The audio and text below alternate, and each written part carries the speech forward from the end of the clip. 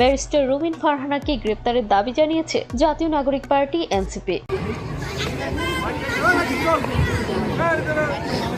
আমি রুমিন ফারহানা, কোনো দল লাগে না আমার।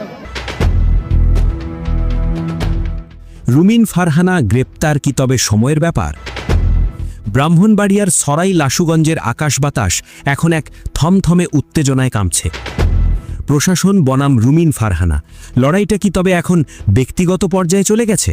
একজন নির্বাহী ম্যাজিস্ট্রেটের দিকে আঙুল উঁচিয়ে সরাসরি চ্যালেঞ্জ ছুড়ে দিয়ে কি নিজের বিপদ নিজেই ডেকে আনলেন?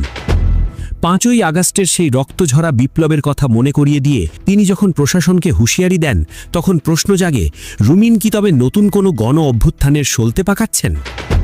কেন তিনি নিজ দল বিএনপির বিরুদ্ধেও এখন খড়গহস্ত? কি সেই গোপন তথ্য যা ফাঁস করে দিলে বিএনপির বড় বড় নেতাদের চেয়ার নড়ে উঠবে? আজকের বিশেষ প্রতিবেদনে আমরা ব্যবচ্ছেদ করব রুমিন ফারহানার এই রুদ্ধশ্বাস লড়াইয়ের প্রতিটি ইঞ্চি। কেন তাকে নির্বাচন থেকে সরিয়ে দিতে প্রশাসনের এত তৎপরতা?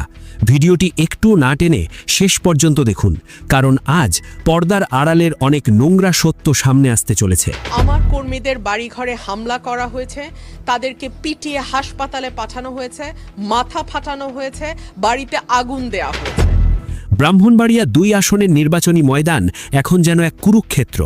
স্বতন্ত্র প্রার্থী হয়ে মাঠে নামার পর থেকেই রুমিন ফারহানাকে প্রতি পদে বাধার সম্মুখীন হতে হচ্ছে।